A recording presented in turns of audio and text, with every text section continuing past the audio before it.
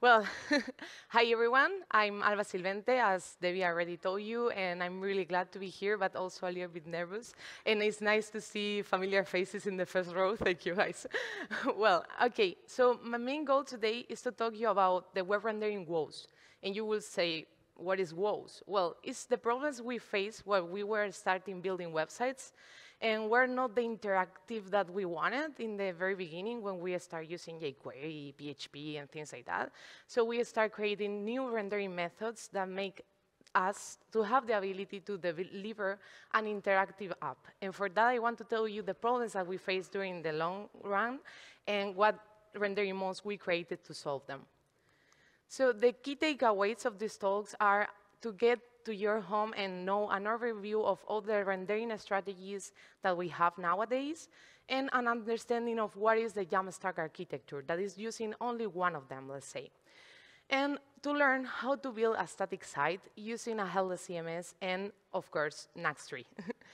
So this history starts with the website. The website is something that we already know for a lot of years, and we have been building it in different many ways.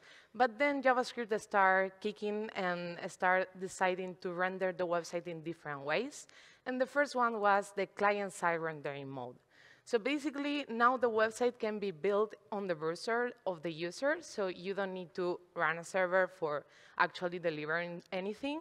You just send the HTML to the user downloads the JavaScript, and then runs the JavaScript, and the JavaScript has the instructions to build your website as you want, and call the API and populate the data. And basically, all the frameworks that we have nowadays, the first iteration is the client-side rendering mode. And it has a lot of benefits, like it's cheaper, you just need to serve a JavaScript, CSS, and HTML files. Of course, it has a better UX than other rendering modes, because in the actual experience of the app, you are navigating and you are seeing loadings and things like that, but it's not taking so much to render something. The header, the layout in general is already there. So the performance is really good while you are in the app itself. And of course, it has offline support if you don't have any API calls, because if you are calling to an API, then you will have, of course, an error. But if not, you can have actually a really nice offline support. But every rendering mode will come with some drawbacks. And one of them is the poor first-time performance. So basically, if you have a really huge JavaScript payload, it will take a lot to load that page, and that's a problem, isn't it? So that's one of the drawbacks that we have, but we also have accessibility issues, because if you are using the browser without JavaScript, then who will render your website if it's not the client? And there is another big issue with this mode, and it's the SEO. So the SEO is the big villain here, and why? Because the search engine crawlers will wait a little bit to run JavaScript, but not forever. And if you didn't use code splitting, then of course they will not run your website in the search engine, and for that you are building a website if you don't want to have a page in the index, isn't it? So for that, they start seeking for solutions, and they found the server-side rendering mode. That is the same way that we were building the websites before with PHP, for example, just serving it from the server, but this time with JavaScript. So basically, in the server, we are rendering the HTML of our website and then sending it to the user. And the frameworks like Next or Next, they decide to create also a better experience, including iteration. And for that, what you just need to know is that when you are actually seeing the HTML, in the background, the JavaScript is also being loaded and executed, so you have the performance in app as we have in the client-side rendering, but the first load will be really fast. And that's one of the benefits, of course. So we improve performance because the initial load will be actually really fast. We will have better SEO because the initial load is already there, so SEO didn't need, the search crawlers didn't need to wait. They just have the first part of the page, and then you improve security because you can have environment variables and just call to the API in the server and don't do anything on the client. And of course, it comes with a little bit of drawbacks. One of them is limited interactivity, but of course, we are talking about pages that are not using the universal app that Next and Next provide. So let's say that this drawback is not a problem nowadays. And we have bad for slow connections for sure, because if you are hosting a website for a user in Nigeria and the server is in America, it will take a lot of time to render that site. And that's a problem, isn't it? So the big problem here, apart from that, is that it's really expensive because, of course, you are running a server and needs to process things and render that page. And that costs more money than just serving static files as we were doing with the client-side rendering. But to solve that, they thought, well, we can still actually render our site in a different way. And that way was static site generation. So they decided to just generate the pages during build time. So I push my code to the cloud runs the page and build actually the pages in a proper way, and then catch it in a CDN. So now the user, when called to a page, it will just receive a cached version from the CDN. And actually, the CDN is a network that is close to all of us. So we have a server close to us that will actually deliver the page really quickly. So that's a really nice solution because we can build it with the actual frameworks that we have nowadays, but with the benefits of a static site from the old generation of the web. And the benefits, of course, is that we have fast performance because we are using CDNs. It's cheap because we are just hosting files. It's better for SEO because we already have everything rendered. Improve security because everything is during a build time, so the user is not aware about any API calls. And then it's scalable and easy to maintain because the hosting providers are doing a really good job on that, like Netlify, Vercel, and so on. But of course, it comes with a lot of drawbacks for sure, and one of them is the limited interactivity because you can have a static site, but getting changes on your page will be really difficult. And then you will have problems to get the user auth or data processing, but of course, we have serverless functions nowadays that will help with that. But in the past, there wasn't there. So the big problem with this rendering mode is the VLAN build time. So basically, each time you change a page, again, it will build all the pages that you have in your site, not only the one that you just changed. And that's a really huge problem because you are taking a lot of time to actually serve your website to the users. And that's not what we want. So what we want is something similar to what Gatsby created. That is called deferred site generation. Basically, they choose the most important pages that you have in your site, the most, for example, the home page, the articles that are really trendy on the internet, and then the other ones, they call it defer. So basically, when the users request them, the cloud worker will create that page and then catch it for the second request. But the first request will be created when you actually request that page. So we have really good benefits on this rendering mode that are the improved build times, because of course you will build only a part of your site, and the others will be generated while the user is requesting them.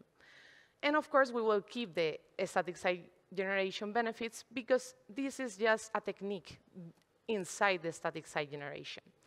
And of course, it has some drawbacks, like the limited support, because only Gatsby and some other frameworks are actually supporting this kind of method. But of course, it could be complex because you can also talk to the marketing team and be aware about these pages that are important, but in case you are not doing it, you don't know which pages do you want to build. So this is a lot of process that you need to do in your company to actually get this method working. But the real problem here is, what if I change only one page on my site? Or maybe a title? This is a really problem because I need to rebuild again, and all the pages that are already cached because the user visited them, it will be removed, and they will need to, again, regenerate it in Cloud Worker. And that's a problem, isn't it? So what they do, they decide in Nest.js to create incremental static regeneration.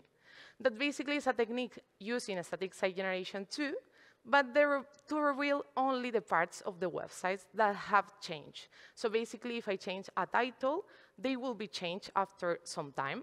This time is called revalidate in Next, and basically you provide a second time that you want to wait to actually trigger a function that will call again to the data and revalidate everything, repopulate your page, remove cache, and So, and after these seconds, they will receive the new page instead of the old one. So you will have always your pages that are static being regenerated on time.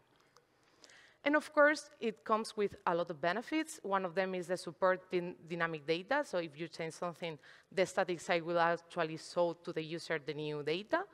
It will have always availability because it has a fallback page. If something goes wrong with that deploy, of course, the availability, the fallback page will be there already. And you have faster build times because it will only build the pages that are important to you, and the others will be generated in the user request, like in the first site generation. But of course, it has limited support. Only Next, and other frameworks are supporting it. But the real problem here is that it's inconsistent for real updates. Because if you want to change something, and then someone enters in your page and see the last version, the updated version, then someone else will see another version of it after the seconds you specify in the validate property, and that's a problem. So what they do in the last version, they show the on-demand ISR, that basically, instead of having the revalidate property, what they do is just create a function that you can run, and it will repopulate again that data. So you don't have the problem because you can actually add a webhook to your API or to Headless CMS that you are using, and it will, again, repopulate that data. So this is a better solution, but we also have other ones, like edge rendering. Edge rendering is a technique where web content is cached, served directly from the edge server. So basically, the edge server is kind of the same as the CDN, but this time you can run an actually server in that server close to you, in that node. And Next is using it with Netlify and also with Vercel, so you can try it out, and basically it will alter the rendered HTML, and you will get the last data from your API by just hosting something close to your user, and it will benefit from a lot of things. Like, for example, it will works better with dynamic data, so you can have an e-commerce in this kind of rendering mode. You will reduce the network latency because it's really close to the user that you are delivering the website, and improve scalability because, of course, you can have a network of servers that you can actually run the one that is closer to the user and scale in that ecosystem. And real-time caching, because each time you change something, of course, the edge server will not run it again if hasn't changed. It will have a cache version of it. So it's really fast, and it doesn't have any drawbacks at all. But why if we want to have in the same project a lot of rendering modes, not only one? Well, maybe edge rendering is a good solution because you can do whatever you want, and it will be cached, and it will work like a static site, but also server side. But we have Ivy rendering. So with Ivy rendering, we can actually know it as universal, because before Ivy rendering was only server-side and client-side working together. But now we have the Ivy rendering 2.0, let's say, that is the per-route caching strategy that Next has. And basically what they do is just the routes that we have, we can select which one are static sites, which ones are server-side, and which ones are client-side. So we can play around with the actual rendering method we want per part of the page. And in Next, if you want to do it, you just need to specify these parameters we have here. So in case you want static on demand with revalidation, like ISR that we see before, you just need to use SWR to true. If you want a static single on demand build, like the first site generation, you just need to use static to true. And if you want to use client side, you just need to put the server side to false. So it will be completely client side. And with this, you will think, well, we have a lot. Well, there is a lot more. But of course, there is no time enough to talk about all of them. But of course, you can just listen about them. We have island architecture, like Astro is doing right now. We have progressive iteration. We have partial iteration. We have progressive enhancement, resumability. I mean, we have a lot of rendering modes. But of course, the ones that are more used are the ones that are closer to the user and easy to use because the frameworks are working with them. And for that, I didn't explain these ones. But we need to choose one, isn't it? And in my case, I really like the idea of the static site generation because you can play with the static side and have everything catch if you have a block, for example. But of course, if you use the incremental side regeneration, it will actually populate new data. So why not? Let's do something with the static side generation. And for that, I choose this architecture that is Jamstack. So for those of you that don't know what is Jamstack about, Jamstack is just an architectural approach that decouples the web experience layer, that is basically the front end, from the data and business logic, that could be the backend in this case.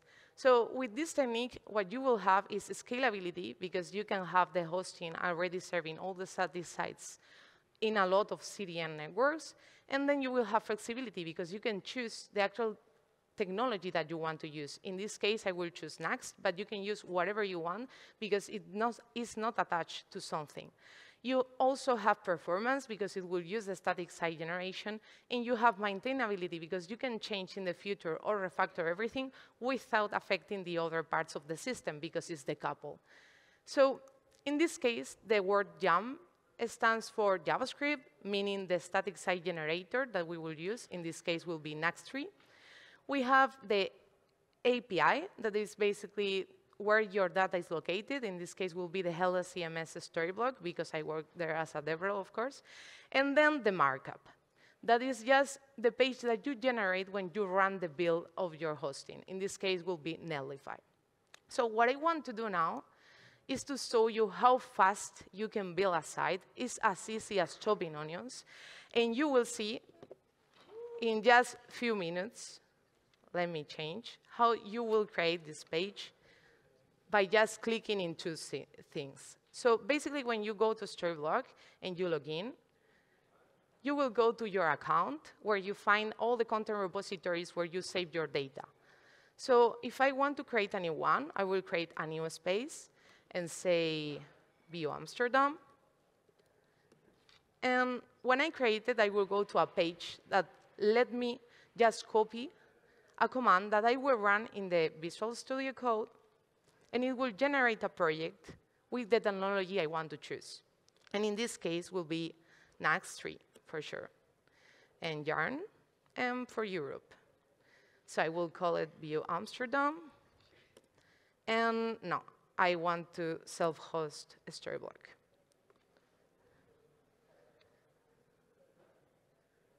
So now that we have it, we just need to go to the actual folder, run the dependencies,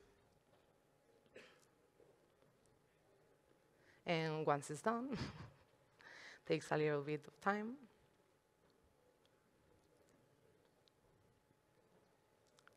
Come on, come on.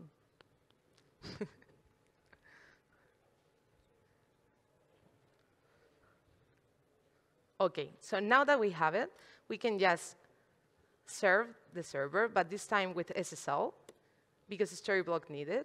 OK, so what it says, that we need to actually have a certificate, otherwise we cannot use it. So now that I have a certificate on my site, I will run dev SSL, and now I have it running in HTTPS. So basically, now if I go to my content, I will not see anything more than the starter page, because I need to change the URL I want to preview from my site. So I will go to the local environment and add here localhost, if I can, okay. Localhost 3000, and then save it. And now that I have it, if I go back, I will see a 404 page, because we are calling the home page and not the index file. For that, I need to go and add the real path to /. And now we have already a project created from scratch in just 1 minute. So what we can do here is just live edit everything and say, hello, Vue.js Amsterdam. And we can just save it. And now that we have everything here, I want to show you what happened if you just use yarn generate. This will make your site build in a static way in Next. So basically, you can go to the dist and check the index file. And if you search for hello Vue.js Amsterdam, you will see it already there. And there is no API calls anymore.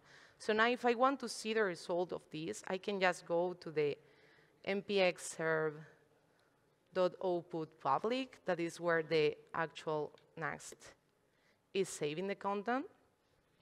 And now go to the localhost, check the network, and see if there is any API calls being made. Of course, I will make it a little bit later.